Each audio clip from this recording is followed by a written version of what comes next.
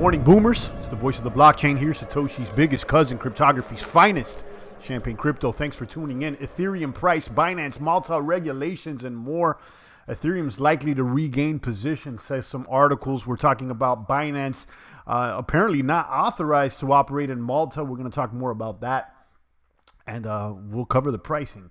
As the rest of the boomers tune in, happy Friday to you maniacs. If you're ultra excited about Friday, you need to rethink your job position. If you're excited about Friday, if you're ultra excited, I mean, everybody's excited about the weekend, right? But if you're ultra excited about Friday, that is a signal to me that you don't want to work. And that could be, that could be something. Okay. So think it through, and hopefully you're one step closer to becoming an independent boomer out here. As it stands, no crypto maniac wants to call another man his boss. And we've all been there at some point, but hopefully we're one step closer to independence. Not financially, but also on all the angles, really. Shout out to the concurrent viewers, the likers out there. I need you guys caressing those buttons, those likes, those subs, those post notifications, those ding, ding, dings, bing, bing, bing. Please touch them right now. I got to say it. I don't know if it makes a difference, but I would say it probably does on the likes. Maybe the likes do make a difference. I could never get a straight answer with this YouTube algorithm. I don't even think the guys at YouTube know how the algorithm works. I mean, at this point, maybe it's developed a mind of its own. Who knows? Could someone explain to me how this algo works? I bet you nobody in YouTube that actually works there can actually break it down. They can give you an approximation, but I don't think anybody at Google knows how the machine works at this point. There's so many moving parts. Shout out to Lucian Bobach. He says, hey, champ. Shout out to Lucian. Kaboom, welcome. Happy Friday to you. Today we're talking about Ether, likely to regain position. We'll talk about, we'll also check out what Vitalik says, explaining this new Ether 2.0 that he expects to be rolling out in the summer. Guys, this crypto space is nothing but hurry up and wait. And here's my next promise for my next kabooming blockchain with all this bells and whistles. That's why I like coins that are up and running. That's why I like the BATs. That's why I like Binance. That's why I like the bits. Guys, that's why I even like Steam, because at least it's working. When it comes to the Cardanos and some of these other smart contract platforms, they certainly do appear attractive, but it seems like they're promising more than they're actually delivering. And that's somewhat the case with Ethereum as well. So I've heard the sharding, the Casper, the Plasma. I've heard the proof of stake coming, but what's happened? Let me know out there. Shout out to all the boomers. Drop a comment. Let me know if you read me loud and clear. I see Lucian in the box and the concurrent viewers stepping in and out.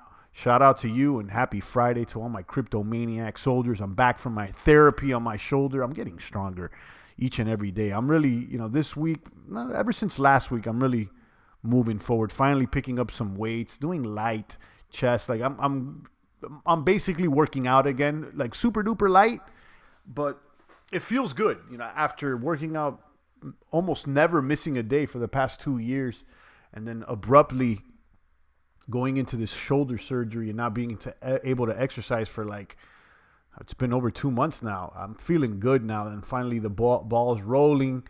And shout out to you if you're injured or if you're suffering some sort of a setback. Just be patient. Actually, a therapist told me something today, and it's, how I'm in with these words. He's like, we call you guys patients because you need to be patient.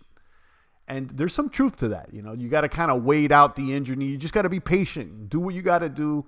Sometimes in this world of instant gratification, it's hard to experience patience, to actually be patient and just wait. Do what you got to do and just wait. So, like the therapist told me today, he's just, don't go extra heavy. Just do what you got to do, and you can go heavy next week. Don't try to go too fast. Don't try to put the pedal to the metal. Sometimes it's good going fast, but you got to be patient. You got to step to step number 2 and 3 before you can go to step 10. You see what I mean? Tetsuo is here. Lucian's here. The rest of the boomers. I'm feeling good. Happy Friday. Let's turn off these coins. Let's share the screen. You see Bitcoin at 97.40. Guys, it's good. It's healthy. We may have not conquered 10,000 as of late, but we will. I do think that eventually we'll conquer this 10K. Will it even happen this year? You know what I mean by conquering 10K? By military force. This Bitcoin price needs to remain above 10,000 for the majority of the year. Now, I don't know if that's going to happen this year, but eventually it will.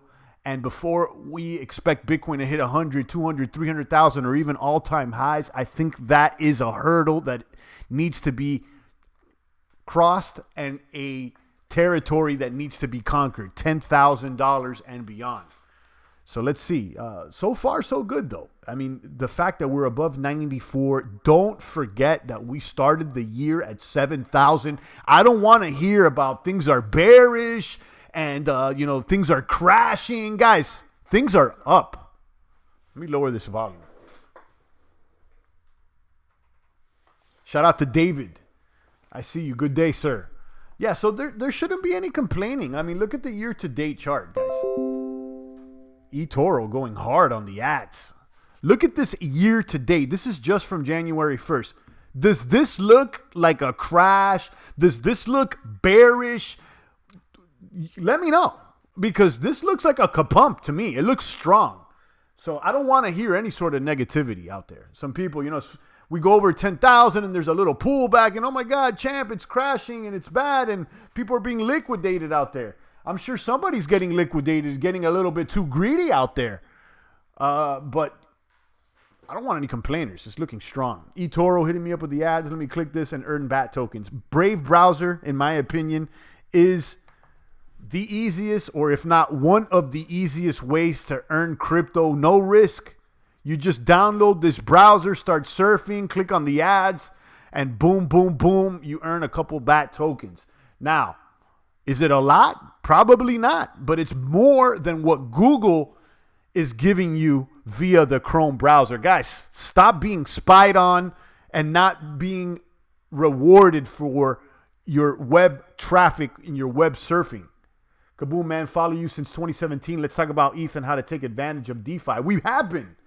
Art, we have been. And, I haven't seen you here in the box, but we've been talking about it. And like I said last year, DeFi is going to be that sexy word, that tagline that everybody's chasing 2020 and beyond. This thing is definitely sexy, this DeFi thing. We've talked about Maker. We actually threw that in our community portfolio. And listen, don't sleep on just Ether and DeFi, because EOS has DeFi somewhat. And my understanding is Ether Classic may roll out some DeFi. So if you don't know what it is, decentralized finance allows crypto users to take out loans without any middleman. Anthony P says, champ, do you do TA? Not really. Not really. I mean, I do check out some of the technicals, and we'll check them out today for that matter, but I don't really TA it. I'm going to be honest, guys. TA is overrated. I'm sure that, some of the technicals are cool, but in this market, they're trying to apply technicals from, the traditional markets, and it doesn't always translate. I mean, are you following technicals with a coin like Bitcoin Satoshi Vision? Because you should throw them out the window. It's more about hype than it is technicals with the majority of these coins.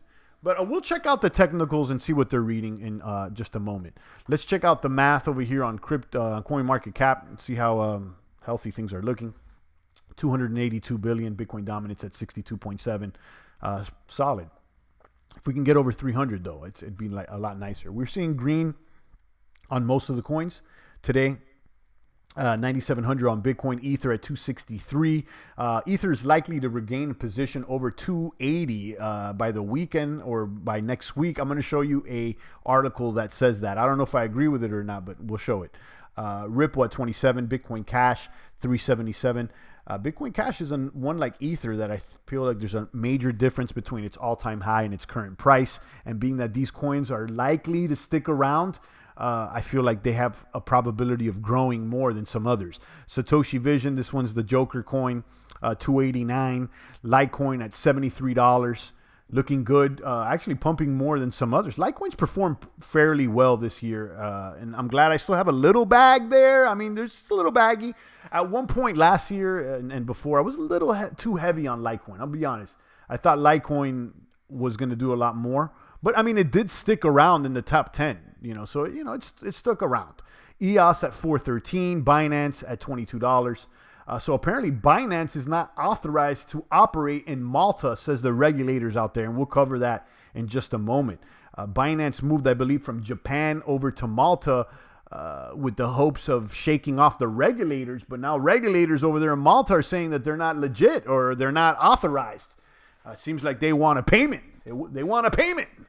You got to pay the piper out here, guys. Jojo Waves here. Boom! Shout out to Jojo. Shout out to Oscar. Good morning to you, sir. Let me drop a bomb. Shout out to R. David, Tetzel, Lucian, Jojo, all the maniacs out there. Tetzel's still looking strong, 367. Chainlink closing in. Finally, actually taking out Cardano. Chainlink at 441. One of the most memed out coins. This one is a fan favorite, the Linkers. And I like Link. Backed by Google or in partnership with Google. As a crypto oracle. Cardano there at almost 6 cents. Stellar 7, Monero 80, and then Tron slipping in the rankings. Now, my understanding, and I haven't found the article, but I was checking it out earlier this morning, is that the US dollar tether that was being issued on the Tron blockchain, so I believe that the USDT, they dumped it and they bought Ether with it. So they've moved most of the USDT that they implemented on the Tron blockchain sometime last year. They moved it to Ether somehow. I lost the article. I know I was looking at it this morning, but apparently that some tether moved from Tron back into Ether. So let me know if you heard of that. BSV is only up because of the name and circulating supply. I like Tezos, but the supply is so high. How can I get rich on that? Yeah, well, there you said it, Anthony. It's like BSV is up because of the name and circulating supply. So it has nothing to do with the technicals. So you see what I mean? Sometimes coins move and it has nothing to do with the technical analysis. And a lot of these coins are not directly correlated to any technicals. That's why I don't pay it as much attention as some others here in the space. Some people live and die by these technicals. And, let's pull them up. And, I'm not saying that I ignore them, but, I've been around for a while here in the space to know that technicals don't drive the coin's price. Technicals are better when a coin is more or an asset is more mature and it's been around for a while. You could use technicals in the energy markets or some of those stock markets or or assets or stocks that have been around a little bit more. But when you're dealing with something like BSV or some of these other small fry coins, it's purely on hype.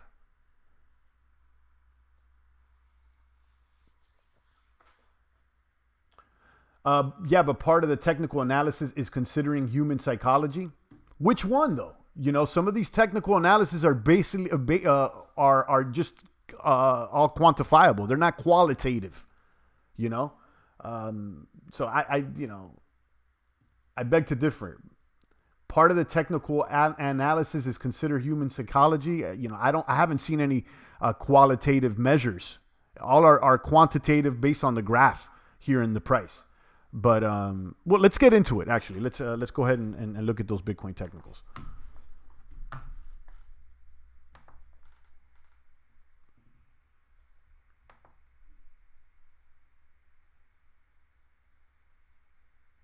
See where I pulled these up. Overview of the markets here, cryptocurrencies, and go back here to Bitcoin.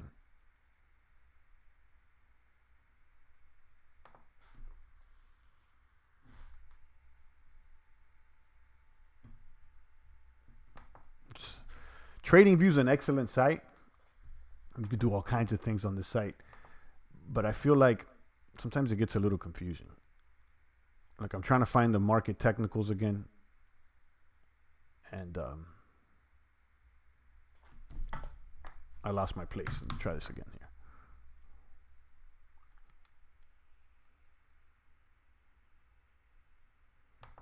pull up these technicals on you guys. Give me a second. There they are. Took long enough. Bitcoin, US dollars. Let's go into the technicals. They have most all the technicals here. All of them are reading buy today. So you can, let me link this because a lot of people don't know this exists. I mean, you don't even need to track, set up the technicals yourself. They're all laid out right here. All of the technicals. Okay, your oscillators and your moving averages. Okay, relative strength index, commodity channel, average directional, boom, boom, boom, exponential moving average. They're all here, and you can evaluate each and every one and find out more. Now, this is based on the 1 day projection. You can change it into 1 minute, 1 hour, or even look out into 1 month. So let's look at the technicals and what they reflect for the 1 month. The oscillators are a bit neutral. Okay, with 1 reading sell, 7 are neutral, 1 reading buy. And then moving averages, though, they're strong buys. All of them are reading buy. So, here they are. And if you want to read more about the actual technical indicator, you can click into it and see how it's calculated. But, still bullish for a month out. Still bullish. Let's look at 1 week out.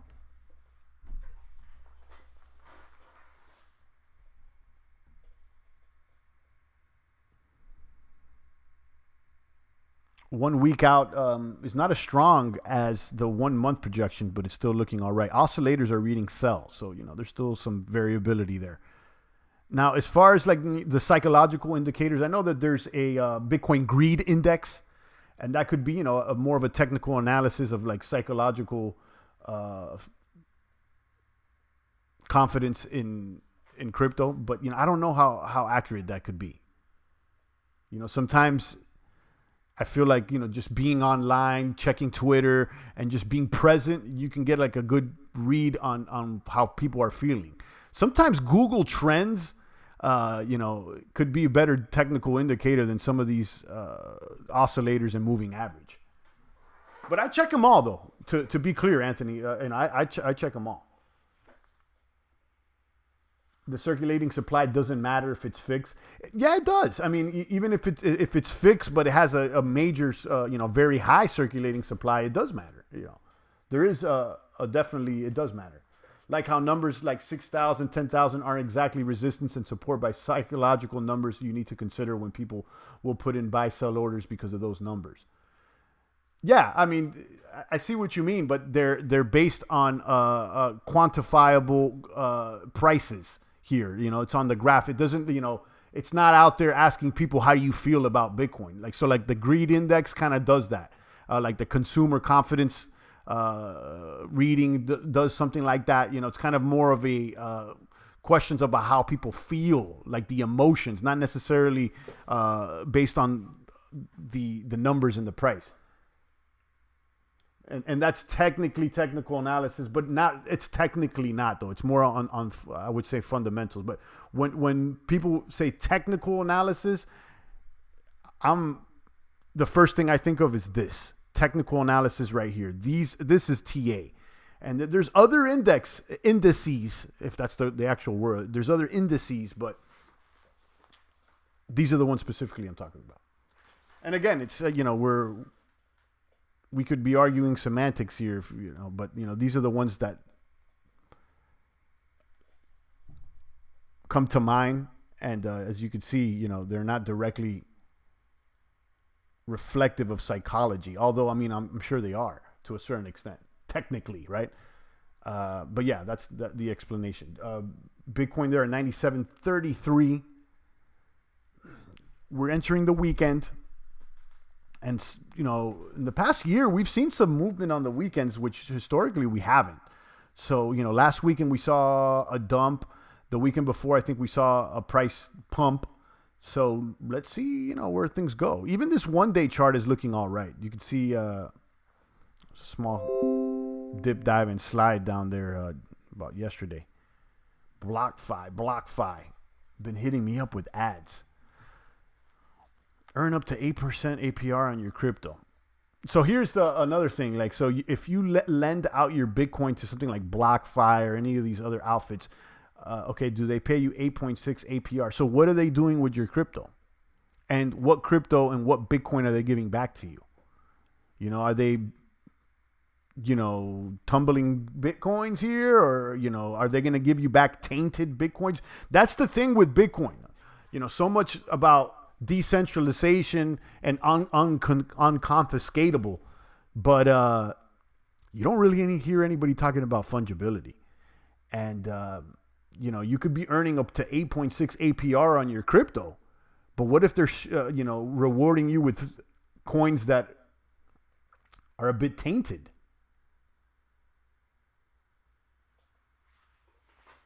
So, something to consider. And that's why I think some of these outfits are, paying APR. A lot of people, and I don't see why a lot of these influencers don't talk about the fungibility of Bitcoin, because that to me is the Achilles heel that makes it not just a surveillance coin, but, forget about unconfiscatable. If they could just say, that one's been blacklisted, see you later. Imagine you deposit into BlockFi, you start earning, and then one day, like 2-3 years later, you send it over to Coinbase and, to cash out, and they hit you up with a message saying, these coins came from an account that is funny bunny. I don't want to deal with these coins. Imagine that. And that's something that, most people haven't even been talking about. No, because the coins can be divided unlimitedly. I mean, you could say that about, technically you could do that with all the blockchains, but I believe that it would require a fork or some sort of change to the rules of the blockchain. So like, if I'm not mistaken, Bitcoin it could be divided up to, is it 9 decimal points? So each coin, they can't be divided unlimitedly. No, that's incorrect. How the coin could be divided is set in the actual rules of the blockchain. Like, you can't divide a Bitcoin more than, I think it's 10 decimal places or 12 decimal places. Like, so that's absolutely incorrect. You can't unlimitedly divide Bitcoin. I'm sure there is coins that you can unlimitedly divide them, but my understanding, if there is a fixed supply, there is a fixed amount that you could divide the coin. And that certainly is the fact in Bitcoin. Like, you can't divide a Bitcoin into 50 decimal places. I'll be talking a lot more than often because I'm home from now because of the snow. Shout out to Anthony. That's good. All right. If the circulating supply is low, then a single coin will cost more because there's a lot less of them. If I can buy more low, then I can have a better chance of the coin growing in price. Yeah. To a certain extent, circulating supply does play a role in price. Absolutely.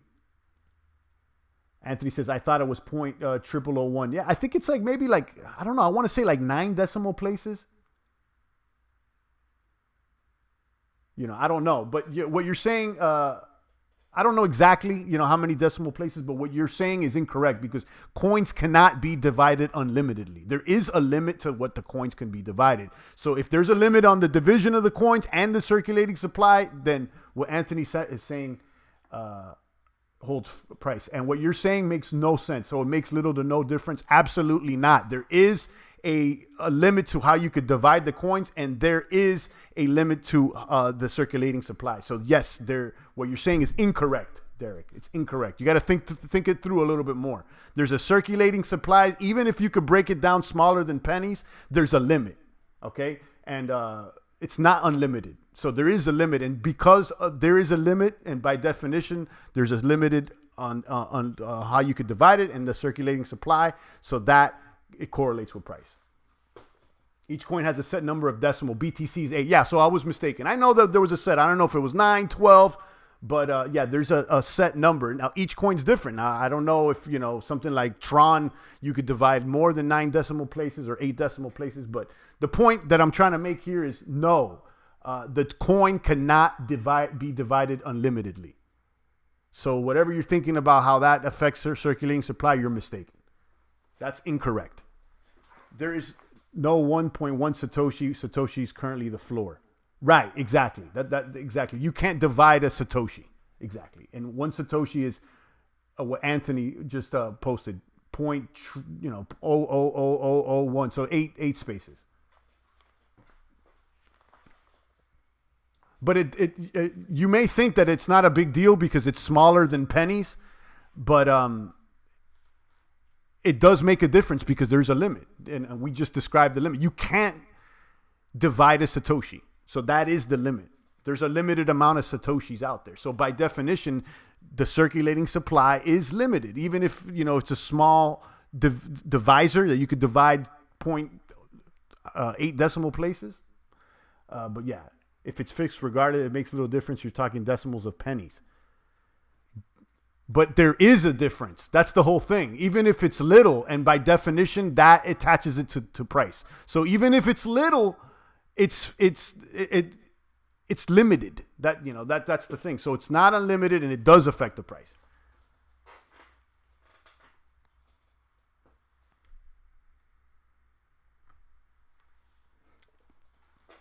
Shout out to Zilla, Anthony P, Derek, and the boomers out there.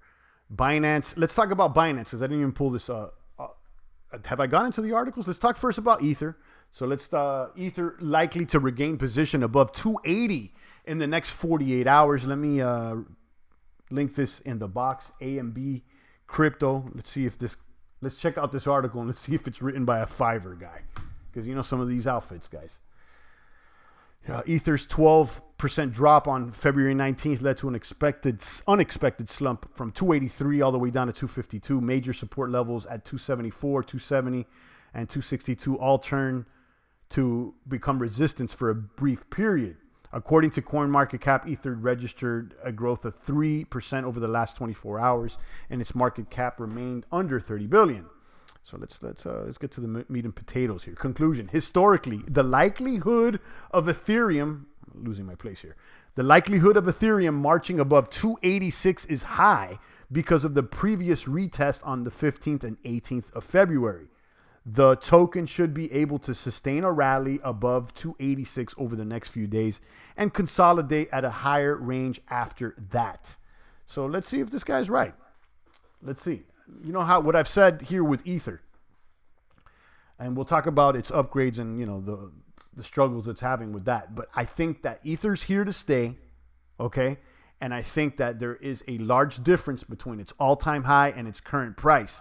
I think there is a little bit of room to grow, whether or not it actually knocks it out the park and whether it's better than the other coin or not. I think there's room to grow. Let's talk about what Vitalik said about the new tech behind ETH 2.0. They actually have a video here of Vitalik talking. I'm not going to run the video, but I'll link it over here in the chat box. Where do things stand with the tech overhaul of the world's second largest blockchain? We took the question to the Ethereum creator Vitalik. ETH 2.0 is the next iteration of the Ethereum blockchain, incorporating novel protocol designs such as proof of stake and sharding. Last December, Buterin released a blog post on ways to speed up the launch of ETH 2.0.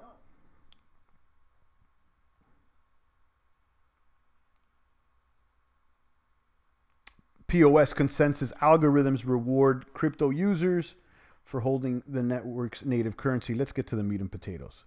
In other words, ETH 2.0 blockchain would be lighter to operate. The clients basically do the same verification that it would normally do, except it doesn't store the state. It kind of just grabs the state in real time and verifies it using Merkle proof.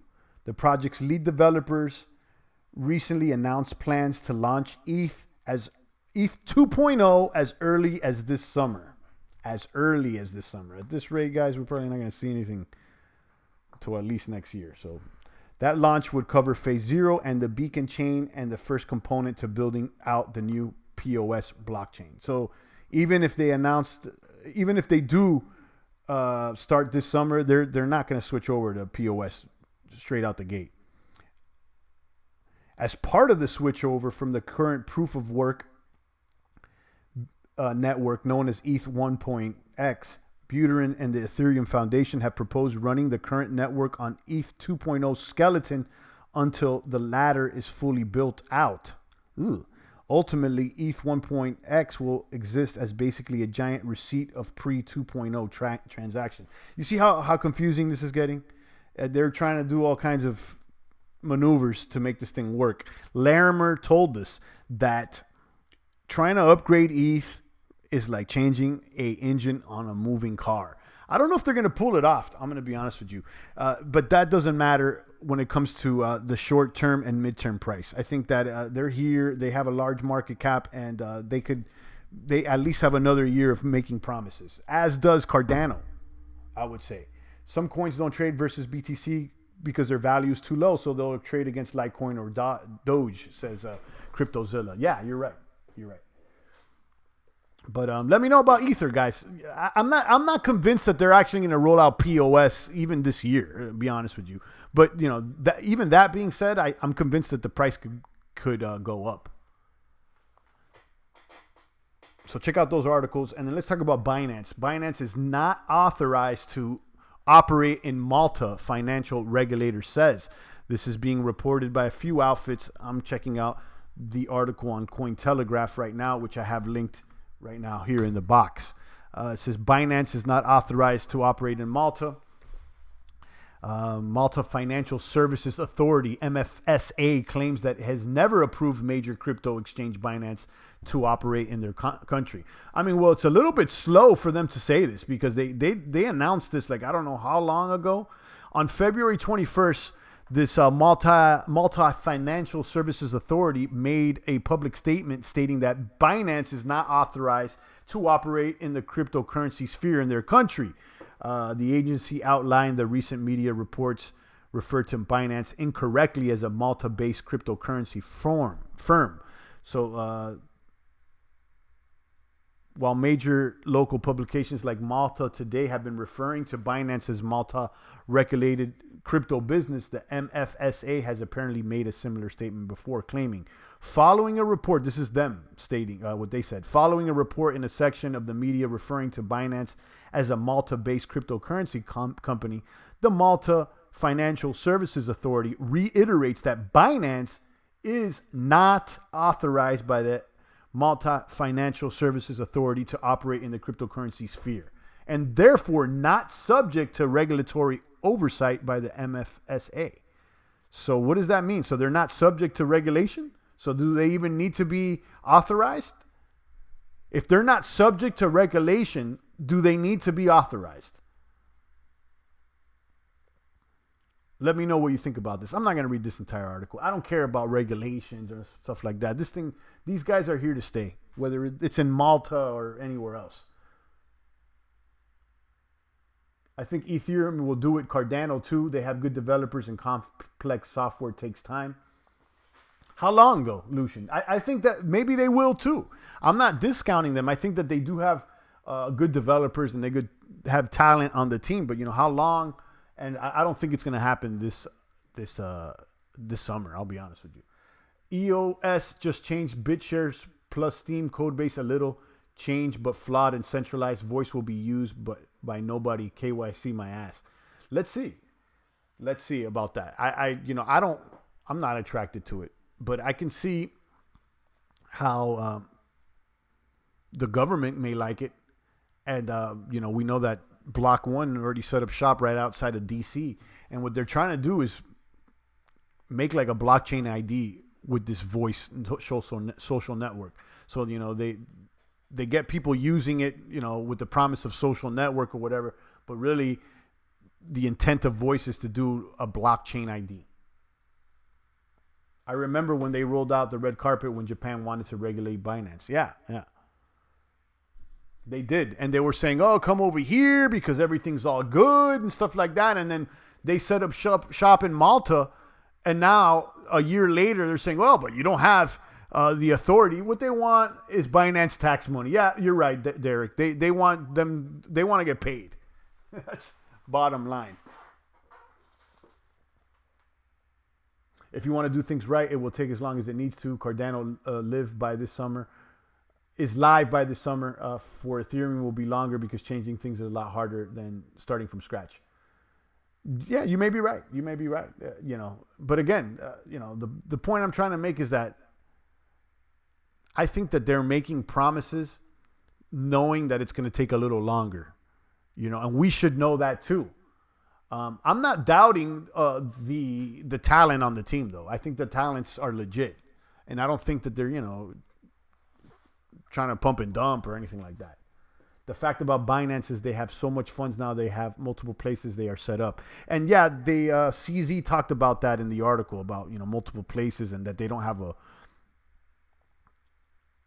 This is exactly what he said. The Binance team is a global movement consisting of people working in a decentralized manner wherever they are in the world. Binance has no fixed offices in Shanghai or China, so it makes no sense that police raided on any offices and shut them down. So there you go. Let's see what happens.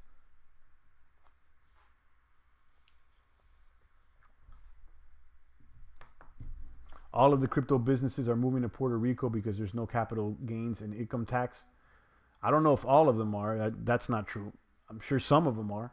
I reported on that. Actually, I did a whole video about Puerto Rico and the tax haven and stuff like that. I have a video about that. I did a whole entire video. I remember doing it. And there is a lot of tax benefits and exemptions if you move over to Puerto Rico and set up shop. I don't remember them all off the top and what the rules and regulations are, but you may want to check out, Google Champagne Crypto, Puerto Rico, crypto tax or something like that. But yeah, I covered that. And you're right. There is a lot of incentive to set up shop over there in Puerto Rico. Now, which companies have actually done that, I really don't know. Certainly not all of the crypto businesses. I'm sure some, though.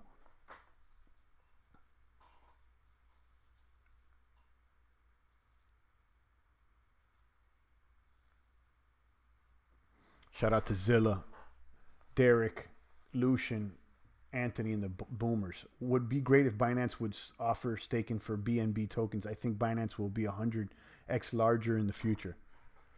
I mean, I wouldn't doubt it. I mean, it seems like Binance is always trying something new, and they're active, and they're moving, and they got a business that's working. And I like Binance. I'll be honest with you. I do admit that it is centralized, but centralization and decentralization, we've learned that it's not as important as people think. That's a big hype. That decentralization is somewhat of a meme. I get it. I understand, but it's still somewhat of a meme. I think people just hear that word decentralized and, they get an erection and they don't really understand that, Bitcoin could be decentralized, but what good is that if the coins are held by a few amount of people? Derek says, yeah, I might move and if I get a big bag.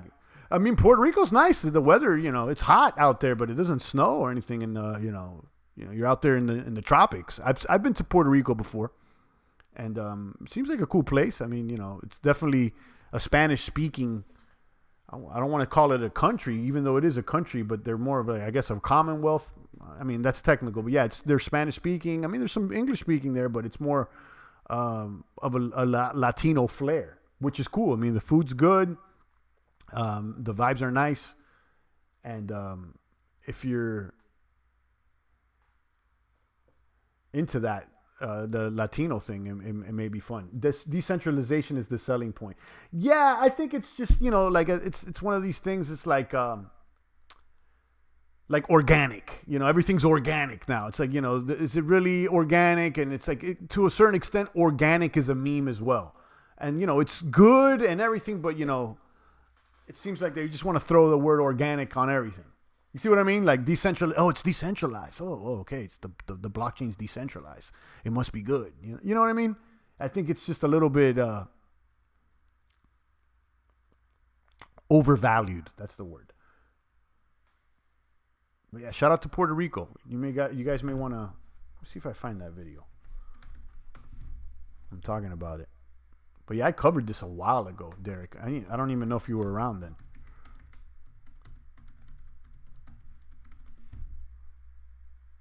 Yeah, there it is. Yeah. The voice of the blockchain here. Satoshi's big cousin, cryptography. Look at that. All right, that's the old school.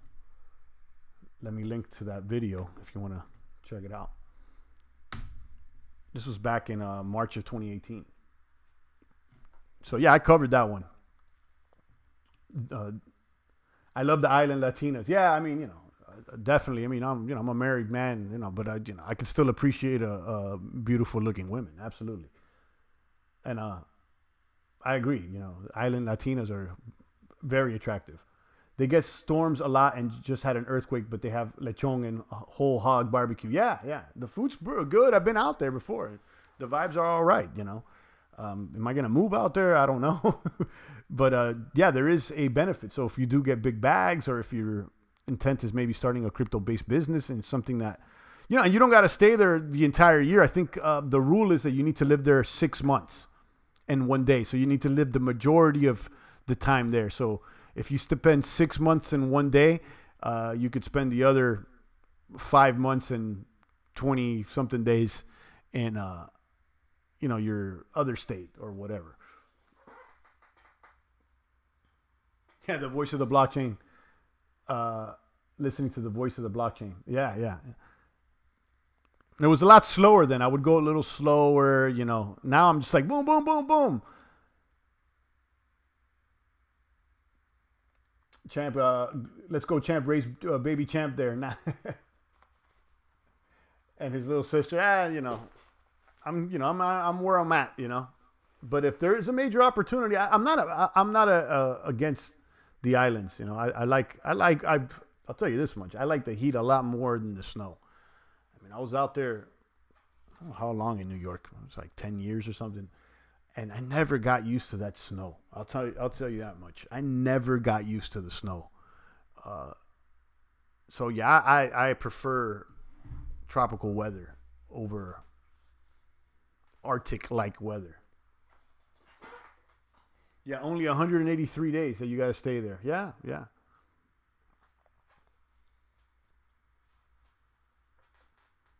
And I'll tell you this, crypto aside with Puerto Rico, my understanding is that there's a lot of cheap property out there because of the hurricane devastated a lot of properties. So you can go and get, distressed properties there for cheap is my understanding. I don't know, if that's true or not, but it seems like it could be.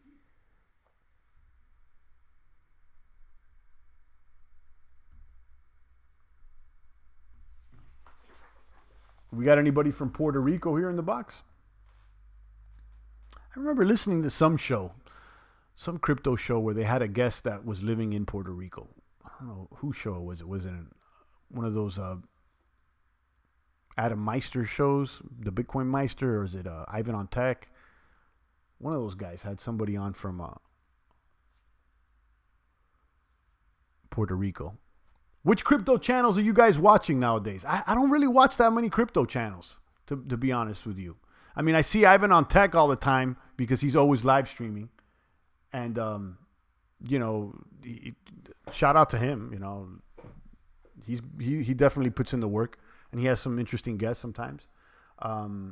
Crypto's News has been around for a while, and he doesn't post as much as he used to, but I check him out.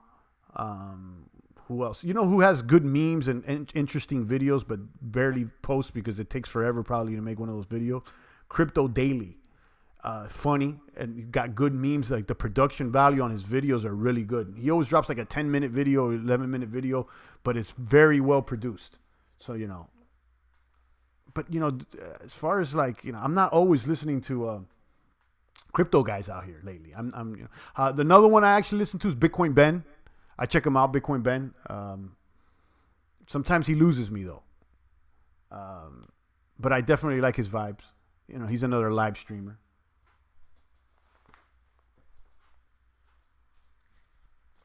We were so close here making it out of the winter without snow, and it came at the very last second, says Anthony. Where you at, Anthony? Obviously northward, but you don't have to tell us exactly, but you can give us a region.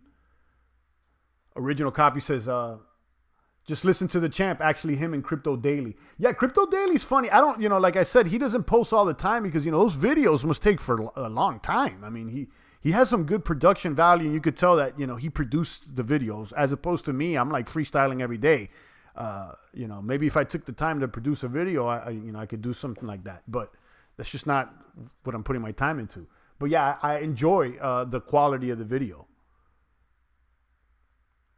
But, what I also realized here, as far as in content producing. You could take your time to make like quality looking content, make it look all flashy, have the right memes or whatnot. But it takes an amount of time to do that. And the time you lose building with the people and actually, you know, being in the trenches is something that I'm not willing to sacrifice. You know, I don't want to be producing a video for 5 days and not talking to the boomers here in the box because I want a fancy meme or something. Oh, Crypto Zombie. I'm subscribed to him too.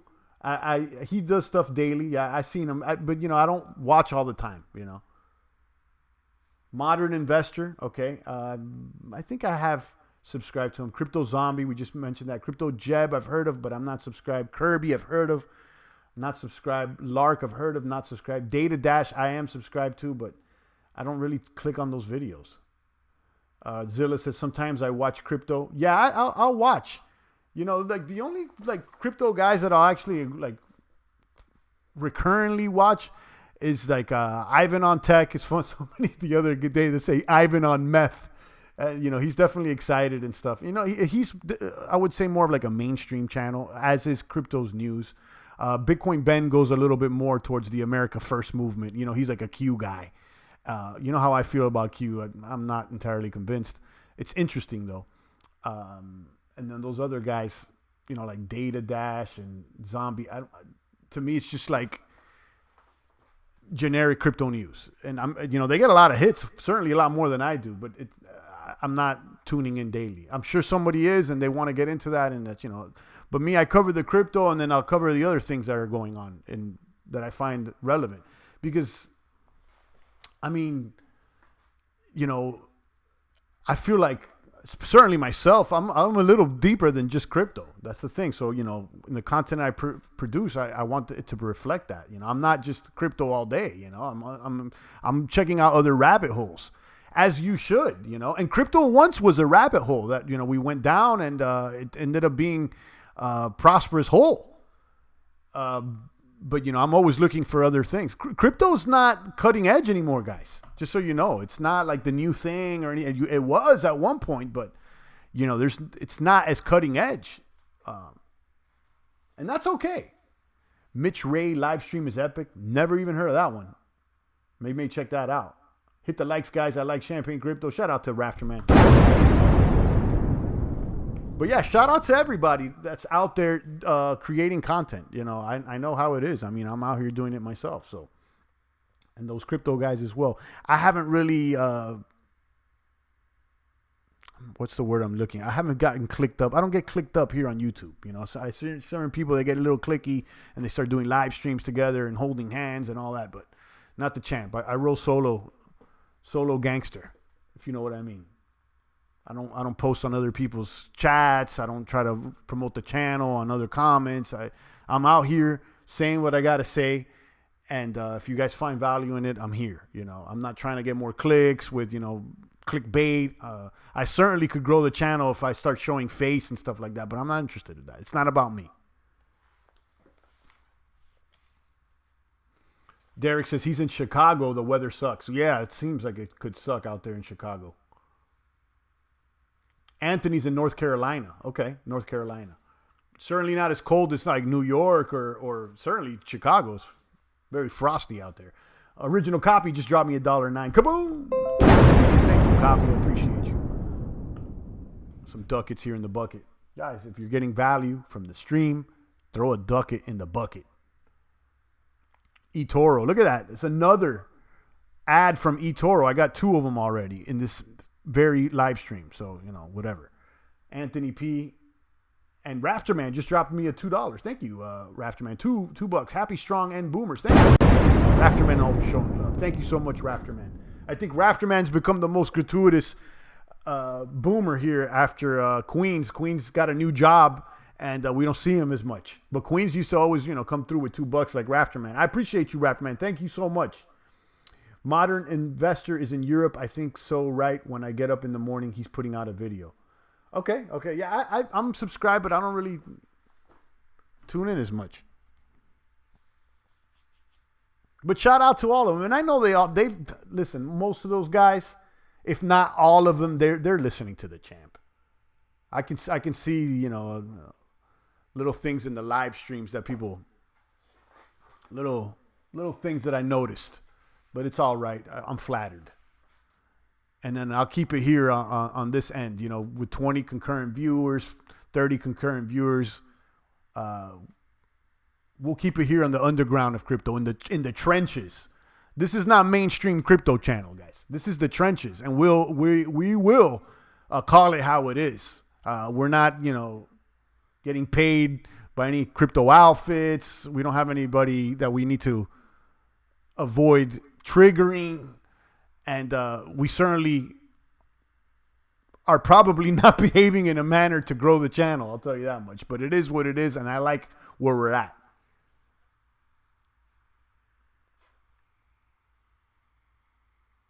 Anthony says, of course, when I get the notification for your live stream, I participate because you're live every day. Yeah, and I like it. I rather go live every day than to go produce the video and like release one every 5 days. And that's just me,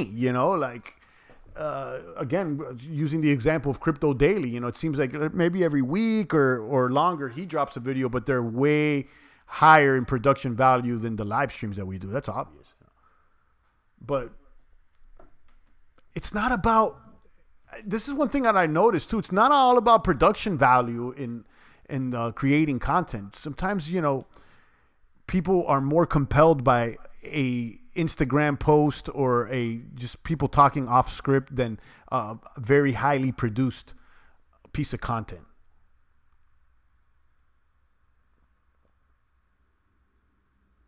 That's why everybody up north is so angry. They're cold all the time.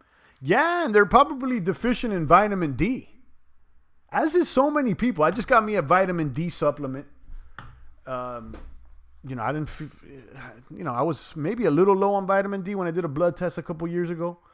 I try to get as much sun, but I just got a supplement in the mail, vitamin D. Let's see if that, they say that improves mood and overall well-being. Let's see. Someone was telling me, champ, get the B12. Now I see people doing B12 shots, and the IV therapy is big around town lately. And you can see that in, major cities now, the IV and the hormone optimization is becoming big, which, I don't know about. I've looked into it, but I don't know about that. I'm getting conflicting reports, but that's a new one. You take the blood test, and depending on how your levels are, they give you an IV therapy where it could be like B12 or other vitamins. So, that seems to be, becoming more popular. And I can kind of bet that that's probably coming to a town near you. So much so that I've been looking and I'm like, this is something to invest in. Because the champ is up to other things. I told you guys, it's not all crypto and rabbit holes all day. I got to pay the bills. And I'm also interested in maybe, other types of businesses, other types of content. And to be honest, I got other channels too. And I know some of you guys have ran into them. I don't know who it was, but someone not the other day, like a year ago, said, champ, I ran into this channel. I know it's you. And I was like, yeah, you're right. I don't cross promote channels. I don't try to promote myself. That's not what I'm doing. To me, I put my head down. I just make content, and become stronger. I remember your voice when I first came around. I was like, oh man, he sounds like a hombre. All right. Hombre is man. So I am a man. There you go. I like the live streams. I don't watch any other crypto channels. Yours is the best one, says Derek. Thank you. I appreciate it. I'm not saying I got the best crypto channel, but maybe I am, I certainly, I'm vibing with the way we do things here. I like other crypto channels, and I'm not hating, but I like mine too. And while I don't really check out my replays, sometimes if I feel like we had a deep discussion, or it's like 1 out of every 10 I'll replay, or maybe even less. Consistency is key to any success. That seems true, but some people become successful without any consistency. Let us in on the other channel, champ. It's a philosophy channel. It's not as fun. It's just definitely not any live stream. I have more than one other channel, but like the other one that has that's generating revenue. This is definitely the top channel that I'm running. But there's another one that also is monetized. And I'm not going to plug it because I never like doing that. But it's philosophy talking about, and I think I've shared in the past. And if you click around, you'll find it. It's not hidden or anything, but reading excerpts of philosophy books, a lot of Nietzsche. I was into that a while back, not so much now. And a lot of Baudrillard, which is the gentleman that wrote Simulacra and Simulations. And that's kind of the book that inspired The Matrix. So, a lot of like reading. So it's more like academic, it's more boring, to tell you the truth. And then we also have media and entertainment channels, and that's something I've been working in for a while, whether it be video production, sound engineering, music production, stuff like that. Kardashians are consistent garden tool. What are you talking about, Lady Plants? Are you calling them a hoe gardening tool?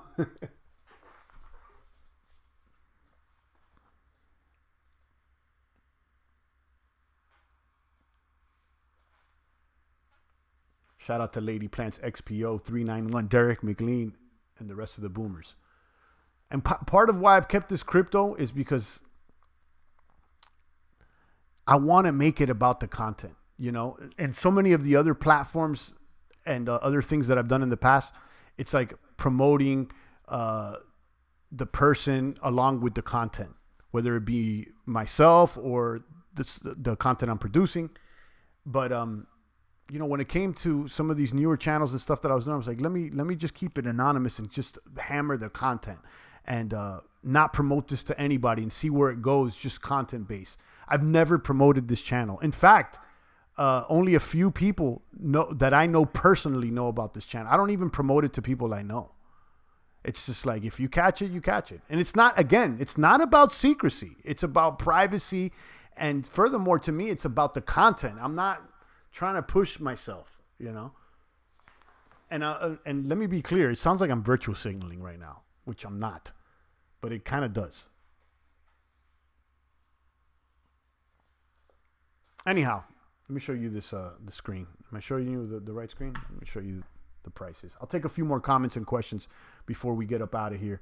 58 minutes on the broadcast, longer than expected. Always a good time with the regulars here, Lady Plants, XPO, Derek, Anthony. He's going to be participating more because he's staying in. And thank you to Rafterman, and thank you to Original Copy for those super chats.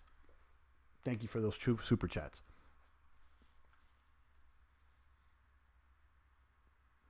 But with YouTube, guys, it's harder and harder every year to monetize on this thing, and to I can only imagine if you try to start a channel from scratch now. It's like it's difficult. And that's another reason too. Now I'm coming to realize that live stream is attracted to me, because I feel like the live stream space is less noisy than just uploading videos. There's less people live streaming than there is people uploading pre-recorded videos. And at one point, there was barely anybody live streaming here on YouTube. And I was like, I feel like there's something here. So, let's start live streaming. Shout out to all the content creators out there. I don't know how many we have in here, but it's nothing but respect for you guys.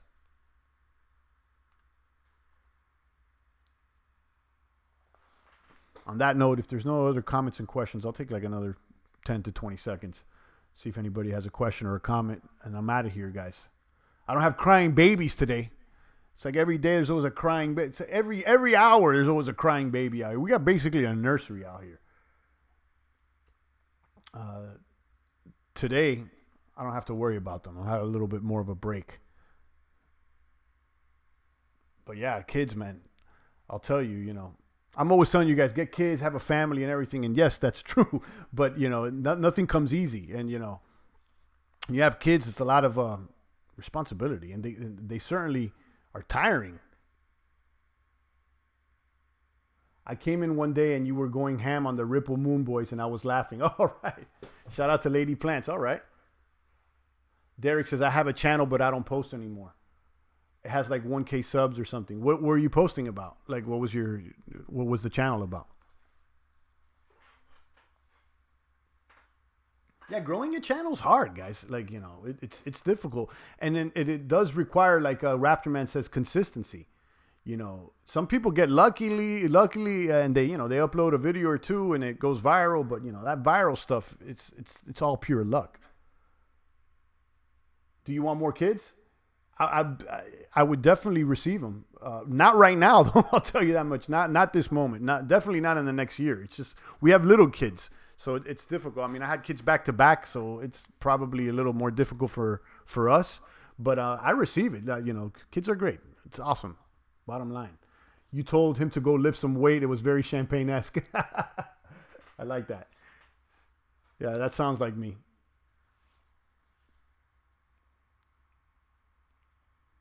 Sports reaction videos. Okay, that's cool. That's cool.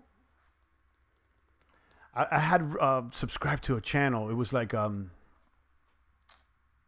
it had sports reactions, but it was like one of these Black Power channels. Like, you know, it's all about improving the black man and that the white man's bad and which I don't agree with all that, but I listen to everything. And what's the name of this channel? I just subbed like a month ago. And he does do reaction videos, but how people shouldn't hold the athletes as idols, and he shows how some of them are compromised, or how the sports industry is used to break down the culture. What's the name of this channel?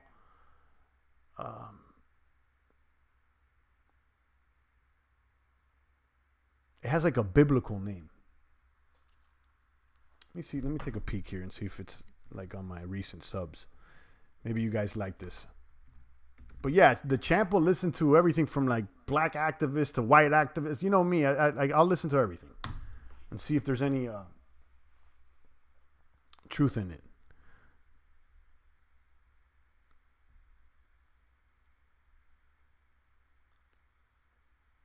Yeah, I'm going blank. Maybe next time I'll point you in that direction.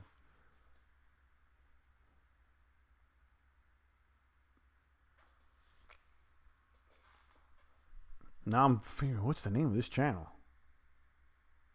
You may like it, Derek. You may like this channel because it's like very, it's one of these channels that's trying to draw. It's like a truth channel, but it has a lot of sports references, and a lot of the videos he does is like bouncing off sports titles. But I think you would like it, Derek. I definitely think you would like it. Now I'm just going blank on what it is. Just remind me. If I find it, I'll tell you. Maybe it just comes to me later on in the day, and I'll tell you tomorrow or something. But I can't find it. It's okay. It's all good. How's the shoulder, champ? The shoulder's doing good. The shoulder's doing good. Thanks for asking. And I said at the beginning of the broadcast, I feel like last week, and certainly this week, I've moved on from like just doing like little meme therapies to actually starting to work out. Like, today I was curling 10 pounds, which is nothing to, brag about, but it's much better than curling like 2 pounds. You know what I mean? And I was just to get the arm moving. Now I'm actually starting to put weight. Maybe by next week, I'll be curling 20 pounds, So I feel like I'm one step to start exercising. I'm doing, they got me doing incline bench press with the dumbbells, very light. I was doing like 15s, stuff like that. But I can already feel that I'm working out, and it's just a matter of adding the weight. Now, right now I'm back to exercising. Right now it's adding the weight, and I should start squatting again. But maybe I'll wait till March, which is like next week, right? The arm is doing good, Lady Plants. Thanks for asking. Bionic.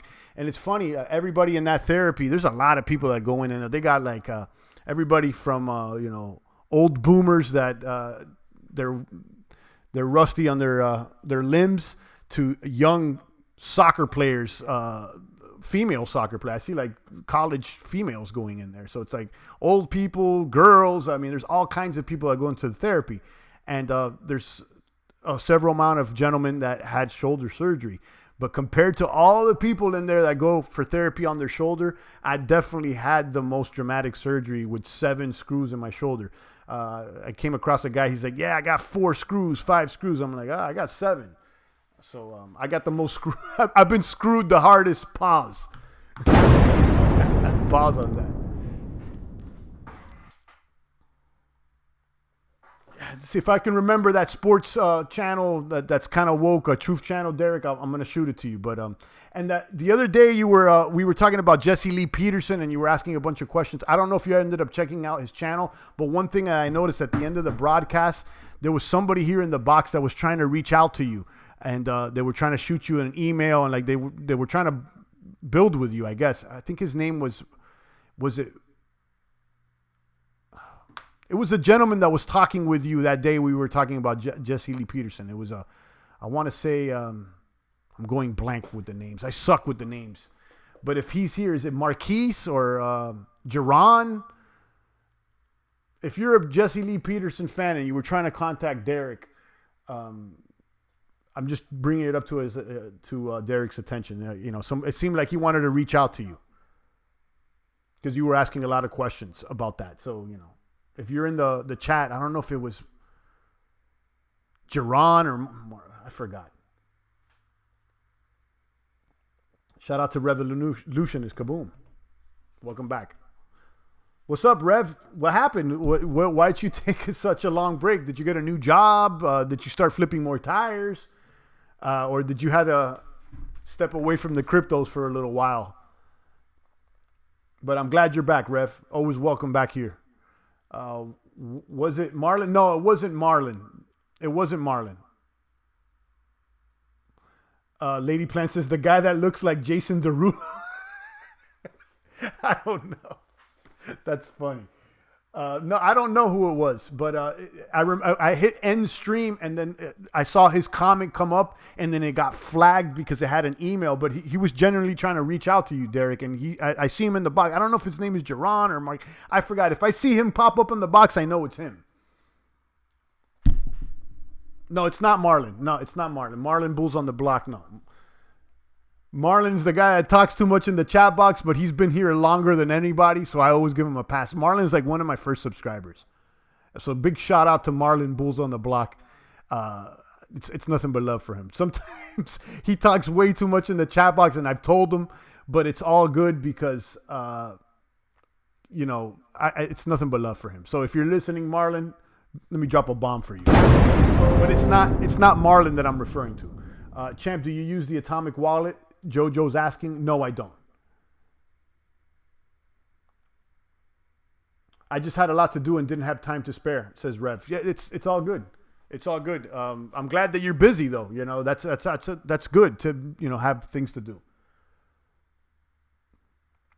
Lady Plant says Thai City. No, it wasn't Thai. It wasn't Thai. It was another guy. I think it was Jerron. He has his picture in the thumbnail. But, maybe he comes back and, you guys can connect. And someone had suggested to me in the past, Champ, you should do like a chat box or a Discord, something like that. I did at one point do a Discord, but it was just too much for me to manage. I don't got time for that. And, I'm not big on the typing, guys. I don't like group text. I don't like typing in chats. I can't stand the typing. And obviously you guys are with it because you're typing all the time in here, and that's all good. It's just for me, I rather talk. So one thing I thought of, and I've said this before, I just haven't gone around to doing it, but just taking calls. So some of you guys may want to talk. I may take calls. I know that's basically the format that Jesse Peterson does, but we could do it too. Was it Jerron? Yeah, I think it was Jerron. You may be right, Rafterman. If he pops up stream, and then we just got reconnection successful. We got hit with a soy EMP out there, guys. Very odd. Out of nowhere, we just got knocked offline here. It wasn't even a throttle. I was explaining that I do encourage you guys to reach out to each other. And I haven't set up a Discord. I don't want to because it's too much of management. and perhaps maybe someone would want to manage it, but I'm not really going to be going there. So what's the point? One thing that came to mind is the D Live chat is always open. Okay. If you guys, I encourage you guys to do the D Live. Forget about Discord. If you guys want a chat that you guys can always talk to each other, the D Live chat is always open. So whether I'm on or not, you guys could type there. So that could be like the Discord. I'm not going to do the Discord because I don't I've tried it, it's just, I'm not there. I don't even go to Discord that much, but I do check up on D Live because I'm watching other content there on D Live. So, that's definitely one way to message me. I don't even post the emails out here, guys. I don't even post my email. I'm just anon all day. I'm not trying to, like I said, stay secretive or anything. If you want to contact me, I'm here every single day in the chat box. Everything's open. And if I'm offline and you guys want to talk to each other, I would say the best place to do that is D Live. I'm not going to set up a Discord or a private chat or anything. We'll just D Live it all day. You guys can talk on there right now. DLive.tv/champagne-crypto. We doing D Live? Maybe. I haven't gone on there all week. I mean, I've been YouTubing all week. And the thing is, I start going on YouTube and I start going off, and before I look at the clock and I'm like 40 minutes in.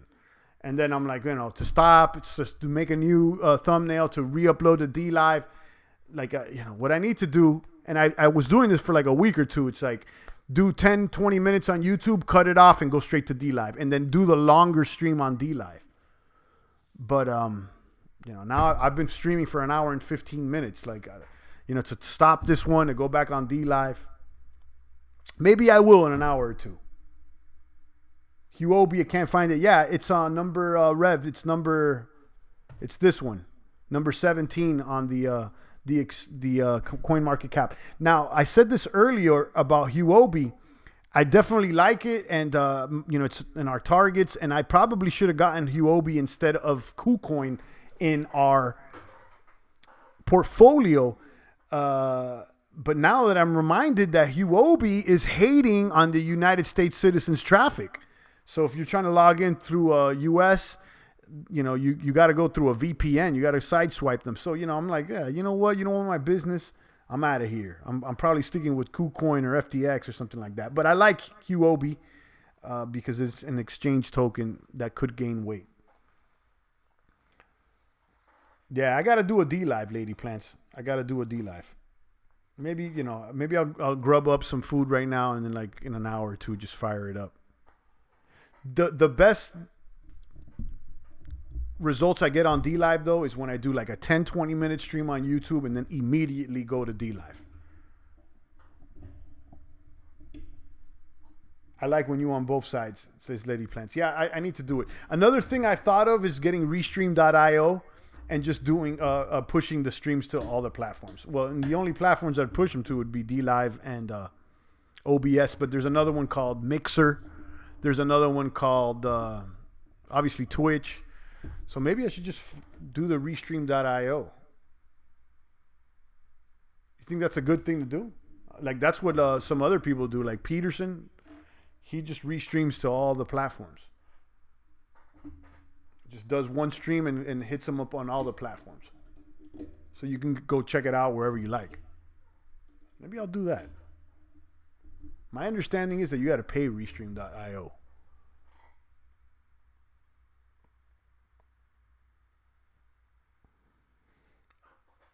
But yeah, I see Rev talking to Derek. I see somebody else trying to reach out to Derek. Lady Plants talks to people. So it's like when I'm not around, the place to do that would be a D Live's chat box. On my D Live chat box, it's always open. So, we got to get more people there. So, I need to commit to stream consistently on D Live. D Live is good. I wish they had background play. I know that's the thing too. Like with the replays, you click on the replay and you can't like surf around the app or anything while you're replaying a video. They need to fix the app a little bit. Lady Plant says, I always come on if I can. My crypto hubby's out there somewhere. Yeah. And you know what, Lady Plants, I think he'll come when you stop worrying about it. You don't need no crypto hubby, and that's when he's going to come.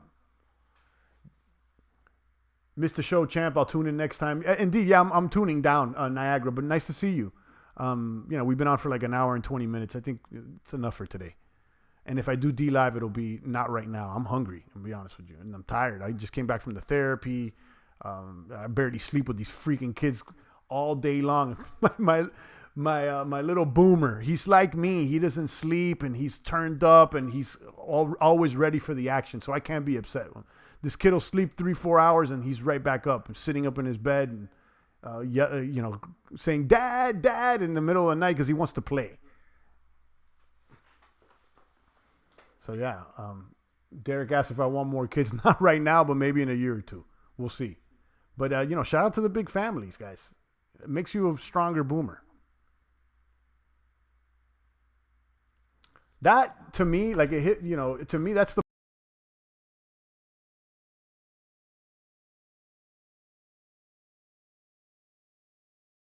I just muted myself.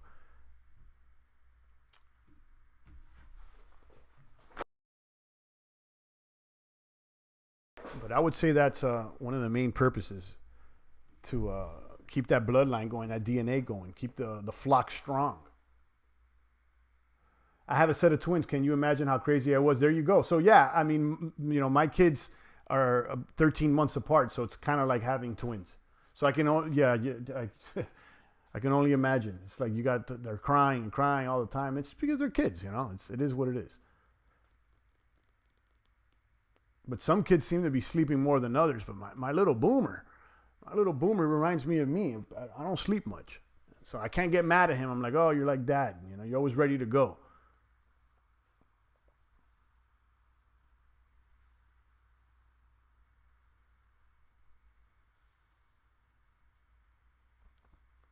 I don't want kids until like I'm 30. I feel so broken now. But why, man? There's no reason to be broken. They want you to feel that way. It's like the media wants you to feel like, oh, do you have anxiety? Are you triggered? Are you, anxious about the climate change, about the politics? I mean, they will bombard you with every worry so that you don't grow the family. That's the bottom line here. Oh, okay. So I feel so broke now. Okay. I was like, broken. Don't be broken, man. And the broke thing too, but I guess you'll never feel ready enough. You know what I mean? I said the same thing, still broke and 35 with no kids. Kids don't care about money. They don't care if you're broke. They're not going to know the difference. You know what they care about? Time. The time you spend with them. They don't care. Like my little gunner doesn't care about the price of Bitcoin or if they don't care as long as they're eating. And guys, the food is not that expensive out here. Okay. I know you got to put food on the table and everything, but it's not that expensive. I don't even see, I see fat homeless people out there. Okay. So the food is not that expensive. I don't see anybody starving out there. So, to think that you need to be all rich and, have all this money, kids don't care about that. It's only like once they become teenagers and, closer, once they start paying attention to the media and stuff. Yeah, my mom said the same thing, says Derek. Yeah, I mean, think about it. These kids, they don't know. Like, when you were like 3-4 years old, did money even matter to you? What your parents did? All that matters is if they were around to spend time with you. That's the thing, So, and I see it too. I mean, like, with wealthy families, it always perplexed me, especially when I lived in New York. I'd see like these Upper East Side families, and like they have like some strange nanny raising their kids because mom and dad got to go to the corporate job, and I'm sure they're making a lot of money and they're living in the Upper East Side, but you got a stranger raising your kid. So what good is having a big bag of anything if some stranger is the one that's raising your child? Like, especially, some people need to work, single moms and stuff, and they have to put their kids in, with strangers. But if you're living in the Upper East Side, chances are you got a big bag and you're only working so that you could become richer.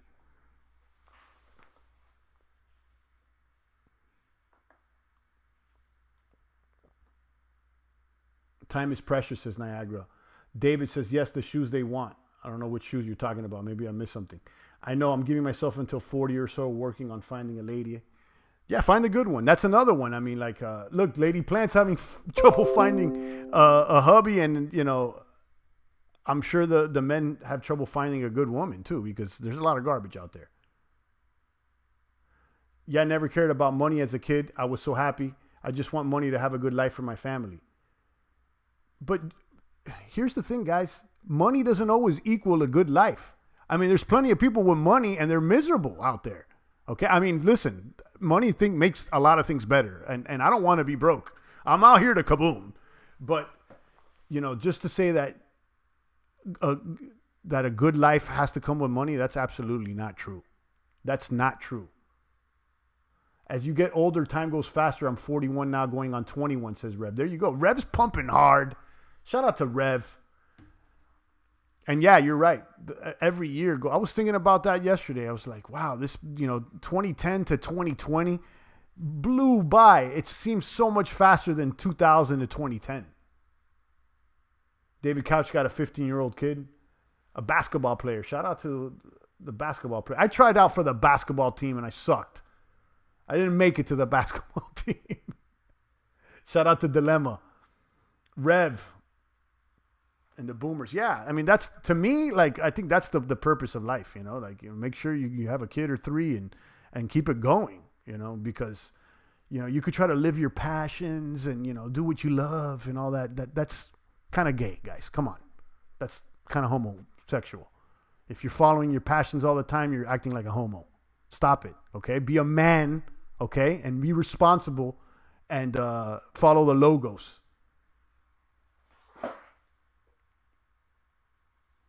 With this "do what you love" meme, I fell for it too, guys. It sounds like it sounds like great on paper. Say, do what you love and follow your passions. About the worst damn advice you could give a kid. Follow your passions. Like, what if your passion is sodomy? Should you follow it? Probably not, boomers. Probably not. They don't tell you this though in the MSM. Maybe champagne needs to stay on longer than an hour. Maybe champagne needs to stay on longer than an hour for some of the listeners out there. Follow your passions. Do what thou will. It's like, that is the tagline for Satanism, for the Luciferianism. And talking about rules for radicals, I was saying that Saul Alinsky was perhaps Obama's mentor. I may have been wrong. Now I was looking deeper into the Rules for Radical book by Saul Alinsky, and it seems like Hillary Clinton has more of a connection to that wacko that wrote that book.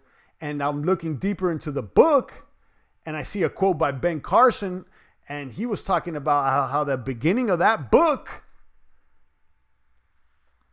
the author Alinsky, he pays homage to Lucifer as the first rebel. Okay? This is the type of garbage that people...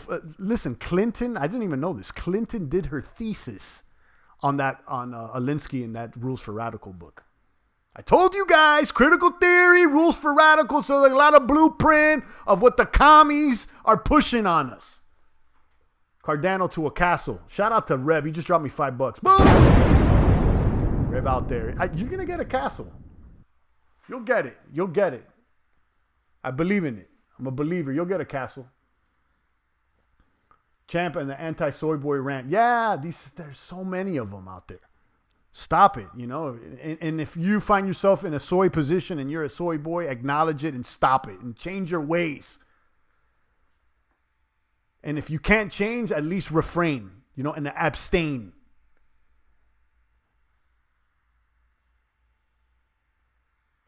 I don't know if it makes a person happy. It doesn't hurt anyone. I think it's fine to follow your passions. Absolutely not.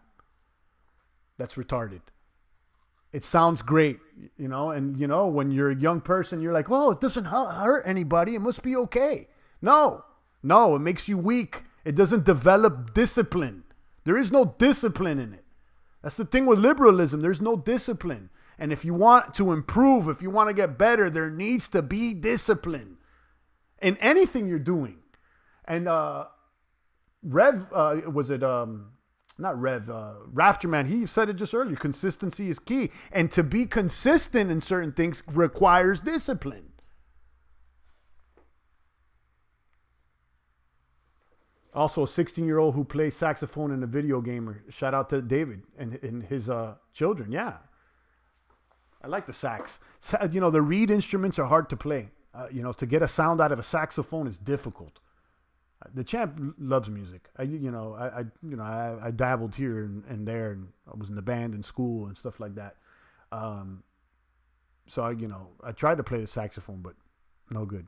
I like the trumpet better. The brass instruments I found a little, well, saxophone is brass, but the non-reed instruments. So like the reed instruments, like saxophone, clarinet, the oboe, those reed instruments, I don't know. I found it hard to play.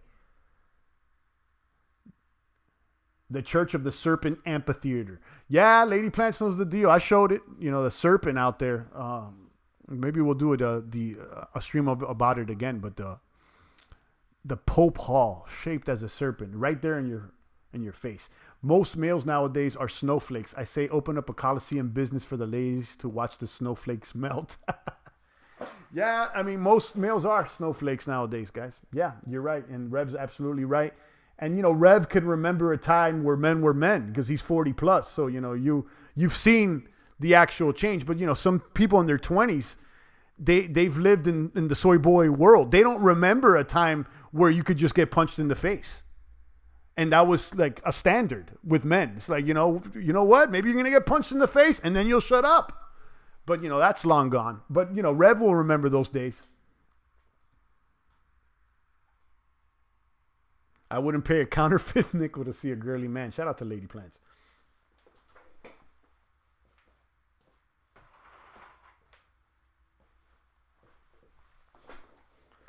Derek says, yeah, I'm 25. Yeah, that's what I mean. Like in your 20s, so like, you got to understand that, 20 years ago, okay, at the beginning of you were just 5 years old. You were born, you said 25, you're born after 95, you grew up in the post 9/11 world, Derek. The world changed after 9/11. And that was like definitely a point where the soy started getting pumped harder. Listen, the soy's been pumped. Like I said, I think that the soy plan was laid out probably in World War I, but they really turned it up after 9/11. The whole world changed after 9/11, guys. Yeah, you grew up in a post 9/11 soy world. It's not your fault though, Derek. I see that you're trying to make, you're trying to pay attention though. You're trying to, sometimes you don't listen, but I see that there's an effort there. At least you're trying to think. And it's difficult, to think on your own when you've been bombarded by the soy, the critical theory and the rules for radicals that you didn't even know about. But yeah, 25. Imagine that, living in the growing up in the post 9/11 world, growing up with the internet, having the internet most of your life. 25 was 10 years ago for me. It went by in a flash. Yeah, I mean, your 20s go slower, but once you hit the 30s, I mean, it really, really turns up. And then, Rev will tell you, he's like 41, and it's like, time moves fast. Who the hell wants a bunch of Michael Jackson, P. Diddy men? Some people do. Derek says, I think very different from people my age. Yeah, that may be true, but you got to recognize that you were indoctrinated during a certain time period. So although you think different, you do think alike to some people as well, and that's okay. I mean, it is what it is. You were born at the time you were born, and it is what it is. We don't all get to choose everything. So it's not to get mad at the past. It's just also just to look forward and acknowledge the present and trying to, see the truth for what it is right now and move forward. Over here in corporate UK, the schools are planning to give teachers body cams. I kid you not. Yeah, I mean, it's out of control. Yeah. I know that over there in the UK, it's more out of control. It seems like 1984 has unraveled faster over there than in the US. Thing with the U.S., and I'm not, taking a shot at any other country. There's still some sort of a spirit of independence here. People still want their guns. UK, they ain't got guns anymore. But here, there's still people packing. There's still people packing out here. In UK, they're not packing like they pack in the States. There's still people packing heat out here. There's still people packing heat.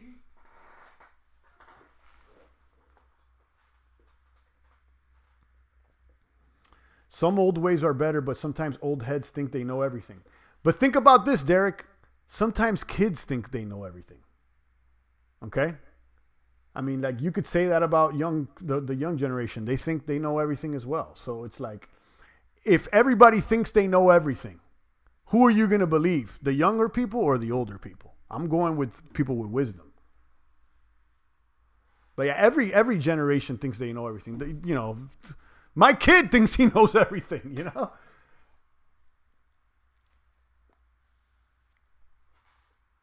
Now an hour and a half, things are going. Now I'll take a few more comments and questions. I'm getting hungry, but we kind of broke out the crypto talk.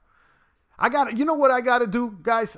And I've said this over and over and over, and I can't seem to just to do it. I need to do my live stream, and I need to cut out these pieces and do new titles that are specific to the topics that we're talking about, because all the titles on my channel are all crypto based. And this is cool, and I'll continue to do the crypto. I'm not running away from the crypto. I like it.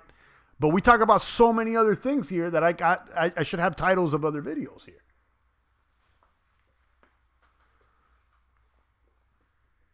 Coolio singing Gangster's Paradise. Remember that movie? You're right, because these young people think they are right about everything and they are idiots. Yeah, I mean, like, everybody thinks they're right. That's not specific to any age group. You could say that about, older people, younger people. Every generation thinks that they're better. And you can also say that about genders too. You could say that, women are always, the majority of women are always like, the men are stupid. And then men are like, oh, well, women are emotional. It's like, there's these certain, what's the word I'm looking for? Labels that exist. Lady Planet says, I'm Mossberg for life. Yeah, that's the thing with the U.S. I mean, still people pack heat, and there's still a spirit of independence out here. Let's not forget what this country's founded on. And let's not forget that a lot of people that are in this country left their shitholes, and they don't want any more shitholes, and they're looking for a better place. So, U.S. has got a lot of, I would say, a lot of dreamers, a lot of, people that they don't want to be controlled.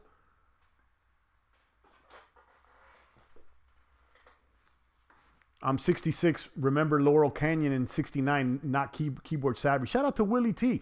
Willie, then you would be interested in that book and that live stream that I did about Laurel Canyon and how the conspiracy out of Laurel Canyon, how all those artists, or the majority of those artists that came out of the Laurel Canyon, including Morrison, they had ties to the military-industrial complex. Morrison's father was the Navy officer during the Gulf of Tonkin that sparked off the Vietnam War. And, everything from Charles Manson to, it goes on and on. You may want to check out that book by David McGowan. What is it called? I said this yesterday or the day before. Definitely, if you're 66, then you would relate to this. Weird Scenes Inside the Laurel Canyon. It's this book. Laurel Canyon in the 60s and 70s was a magical place where a dizzying array of musical artists congregated to create much of the music that provided the soundtrack to those turbulent times. Members of bands like the Byrds, Buffalo Springfield, the Monkees, the Beach Boys, the Mamas and the Papas, the Turtles, the Eagles, the Flying Burrito Brothers, Frank Zappa, and the Mothers of Invention, and more, okay? They had ties to the military-industrial complex. So, yeah, check that out, Willie T. And if you don't want to read the book, there's live streams or pre-recorded streams talking with David McGowan about the whole so-called conspiracy. And I think it's worth checking out. I will say old heads to me seem to be too hard on people who are different, like gay, trans, and other types of people. I acknowledge it's not my lifestyle, but let them live and be happy. Well, maybe it's because they know the damage that it can cause. Maybe it's because they have some sort of wisdom. Have you thought about that? Rev says, get this book, Layman's Guide to the English Constitution by Albert Burgess, because your Constitution expands from the English. And that's tacked on to the other comment that he says, constitutional America is the land and corporate America is a corporate imposed upon constitutional America. That's a foreign entity imposing a constitutional country.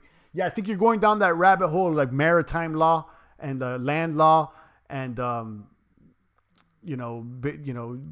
rabbit hole goes into the birth certificates, the alt caps, how you're traded on a stock exchange. How there's I know there's a difference between the law of the land and the land of the law of the sea. And it seems like the universal,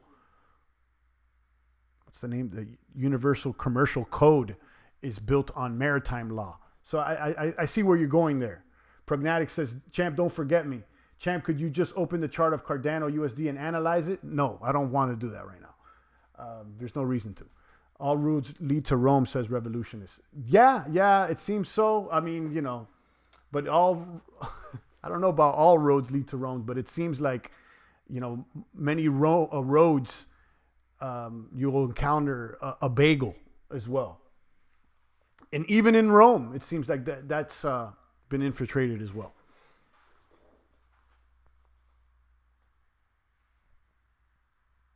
We are traded on the stock market. Your birth certificate. There's a reason. Like, look at everything that has to do with money and you. It's always written in all caps because there's a corporation that's built. Basically, when you're born, that birth certificate is you're registering as a corporation, and you'll see that that's the fictitious entity. That's what they're charged. So when they charge you, they're charging against that.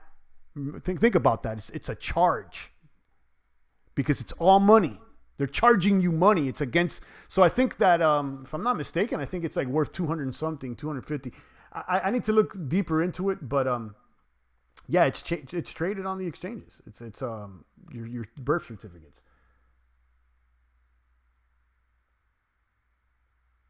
Yeah, black folks were traded right there on Wall Street, but yeah, and right now all of the human resources are traded.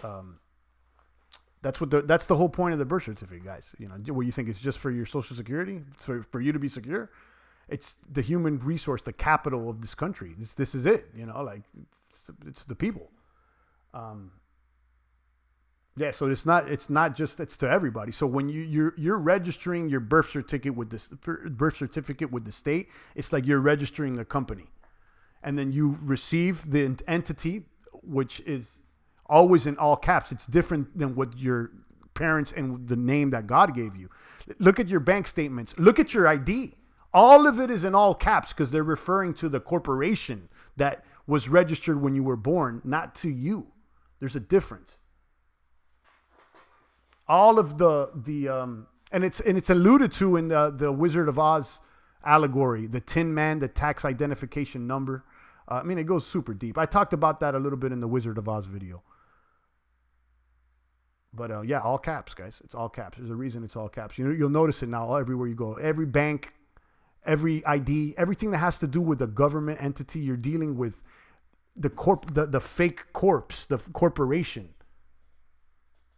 And that's governed by maritime law. And I think that's kind of what Revolutionist was alluding to there.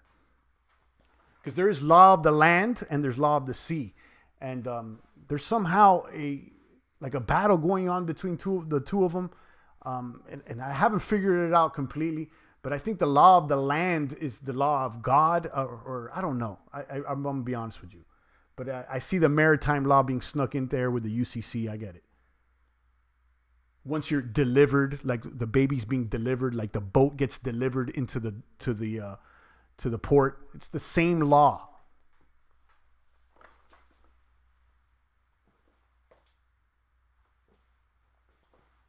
And my understanding is that maritime law is the globalist law, right? I gotta check out that book that you're talking about, Rev. Let me look back at it.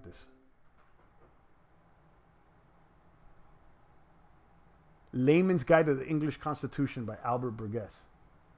Okay, I'm going to check that out. The book I mentioned explains it well. Was written by a British policeman. But yeah, we're touching upon the topics of discussion in that book. Am I not mistaken?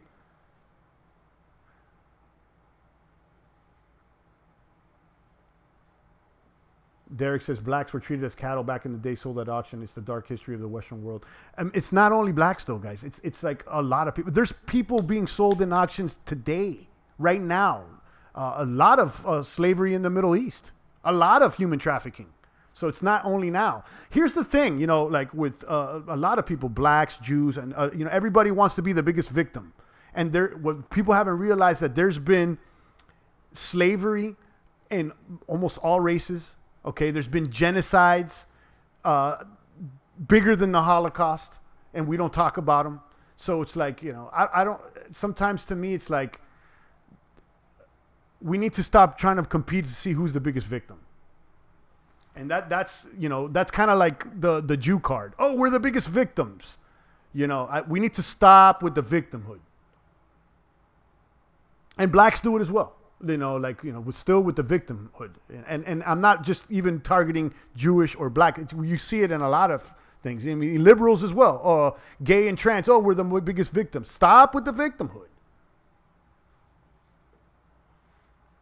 You Americans really ran from England to escape Rome's grips. You Americans need to read this book. Yeah, I need to. I think I'm going to check that out. It's very up my alley. But it seems to be hitting the beats that we're talking about. And I know it's a little confusing when I explain it because I'm not as knowledgeable as I need to be. But yeah, I mean, that rabbit hole leads into people trying to become sovereign, so that what they're trying to do is completely dissolve their birth certificate. So it's like, basically think about this. Who would you be if you never registered a birth certificate? You would just be a sovereign human being on land. Like you're not registered or owned by anyone. Imagine if you're just born naturally, never got a birth certificate, no ID, no nothing. What law are you really bound to? The law of the land, I would say, not the Universal Commercial Code.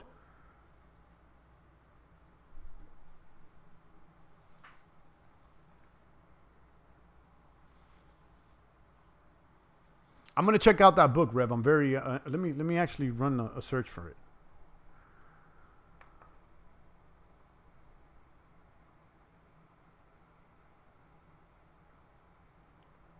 Layman's Guide to the English Constitution.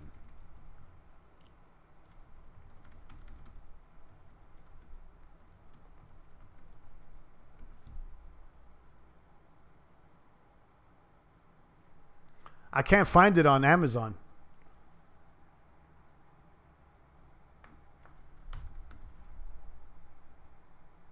Oh, I found it. I found it by Albert Burgess, right?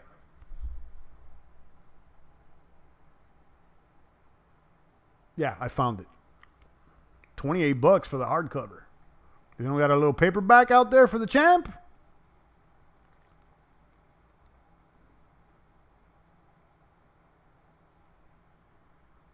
It's the best book I've ever read, says Rev. Yeah, it seems like a lot of these concepts I've already been introduced to, but I'm going to check it out. Thank you so much for pointing me in that direction.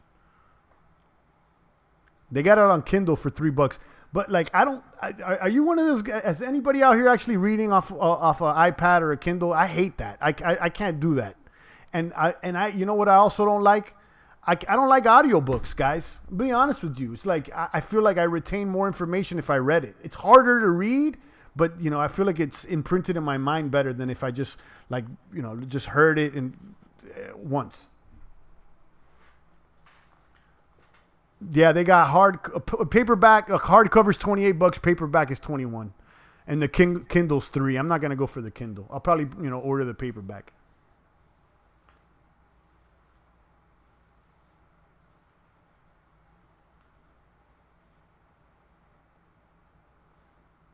Big Papa's here, kaboom. I like the paper books. Yeah, I mean, so do I. I mean, hardcovers are always worth more, but they're paperbacks are lighter and easier to manage. I read books, guys. I'm reading a book now called Celebration of Discipline by, I think it's Richard Foster, or that last name is Foster. And it's celebrating the disciplines of Christianity, you know, the prayer, the fasting, the meditation. It's just, you know, it's a self-improvement book. I'm not finished. And so far, so good. But yeah, the champ's always reading one. And I've done streams in the past or videos in the past where I have pointed you guys in the direction of the books that I'm reading. And I mentioned Jordan Peterson at once. And, you know, I was on the Peterson train, but he's just a fake Christian. And he doesn't practice what he preach, obviously. And when I found out he was working with the UN on Agenda 21, it raised concern. Derek is reading a lot of investing books right now. Derek, if you're interested in investing books, and obviously, you know, the Warren Buffett's are their standard one, but check out the live stream that I linked to with Justin Sun talking about his meeting with Warren Buffett. I liked that live stream. I think it was an insightful because he basically talked a lot about investing. And, you know, you're hearing it from him, from Justin Sun himself. He's a business guy, you know, whether you like him or not, he's a business guy. He met with Warren Buffett. So I'm sure he's got something to share. Let me link that. I think everybody should watch that.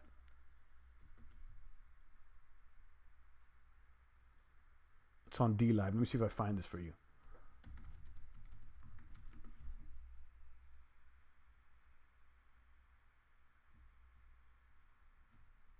There it is. Let me see if he still has this video up. And I think he does. Yeah. Justin Sun shares with you Warren Buffett's wisdom. Check this one out. If you're like reading a lot of investment books, you might as well watch this stream too, because this is like a little book in itself.